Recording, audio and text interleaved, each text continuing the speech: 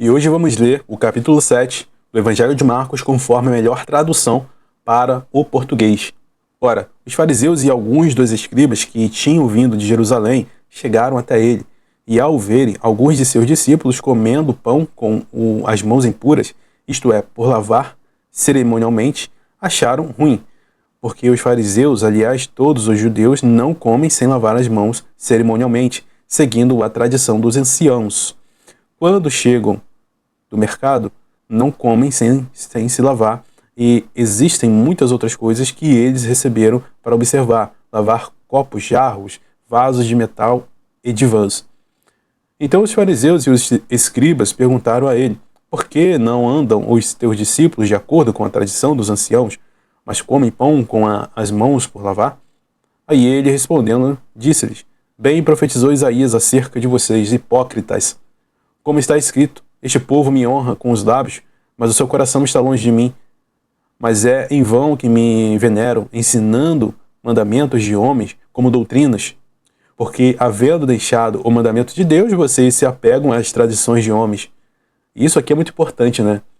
Porque a gente, por acaso, não vê isso acontecer hoje. Quantas doutrinas de homem hoje não permeiam placas denominacionais e que se colocam como aspectos de salvação, critérios de salvação?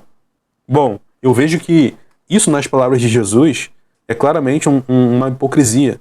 Você considerar uma tradição sua, criada por homens, por viés de placa denominacional, e coloca isso ao pé de igualdade com a palavra de Deus, claramente você vê o que Jesus acha disso. Acha desses religiosos que fazem isso. Honra com o lábio, com sua prática, mas o coração está longe. E com essa prática vocês afastam aqueles que querem de fato ter um relacionamento com Jesus. Dando continuidade, verso 7, mas é em vão que me venero, ensinando mandamentos de homens como doutrinas, porque havendo deixado os mandamentos de Deus, vocês se apegam às tradições de homens, lavar jarros e copos e muitas outras coisas parecidas que vocês fazem. Ou seja, hoje a roupa que você veste, hoje pode ser a forma que você veste, a forma que você fala, outras coisas que a gente poderia falar aqui, né? Verso 9. Ele seguiu dizendo-lhes: vocês sabem muito bem como anular o mandamento de Deus, para que possam manter a vossa tradição. Porque Moisés disse: honra teu pai e tua mãe, a quem maldisser pai ou mãe terá de ser executado.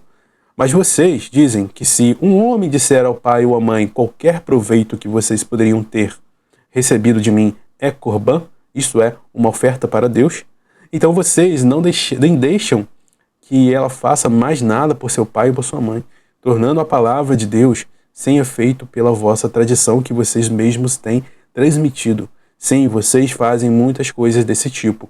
A questão de Jesus aqui é que, por conta desses julgos pesados da tradição, eles negam, eles apagam a palavra de Deus, colocam essas coisas acima da palavra de Deus. Fazem exatamente isso. E o fim disso é anulam a palavra de Deus. Se você nega a palavra de Deus, você está negando aquilo que o Espírito Santo falou. Ou seja, aquilo que o próprio Deus falou. Verso 14. E convocando toda a multidão, ele lhes disse: ouçam-me todos e entendam. Não há nada fora do homem que nele entrando possa contaminá-lo. Antes as coisas que saem dele são elas que o contaminam. Se alguém tem ouvidos para ouvir, que ouçam. Quando ele deixou a multidão e entrou numa casa, os seus discípulos começaram a indagá-lo acerca da parábola. E ele diz a eles: será possível que vocês não conseguem entender? Não percebem que nada de fora que entre no homem pode contaminá-lo? Porque não entra no seu coração, mas em seu estômago, que depois expele as partes impuras da comida? E ele seguiu dizendo: o que sai do homem é isso que o contamina. Porque de dentro do coração dos homens é que procedem os maus propósitos, adultérios, fornicações, assassínios, roubos, cobiças, malignidade, engano, lascívia, um olho maligno, blasfêmia, arrogância e estupidez. Todas essas coisas malignas procedem de dentro, contaminam o homem. Então ele se preparou e partiu para a região de Tiro e Sidom, entrou numa casa e não queria que ninguém o soubesse, mas não conseguiu se manter desapercebido. Aliás, assim que ouviu a respeito dele, uma mulher cuja filhinha tinha um espírito imundo veio e lançou-se aos seus pés. Ora, a mulher era grega, cirofenícia, de origem, e ficou rogando-lhe que expulsasse o demônio da sua filha. Mas Jesus disse a ela: deixa que os filhos sejam fartados primeiro, pois não é bom pegar o pão dos filhos e jogá-lo aos cachorrinhos.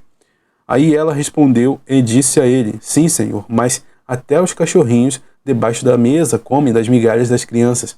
Então ele disse-lhe: por esse dizer podes ir, o demônio já saiu da tua filha.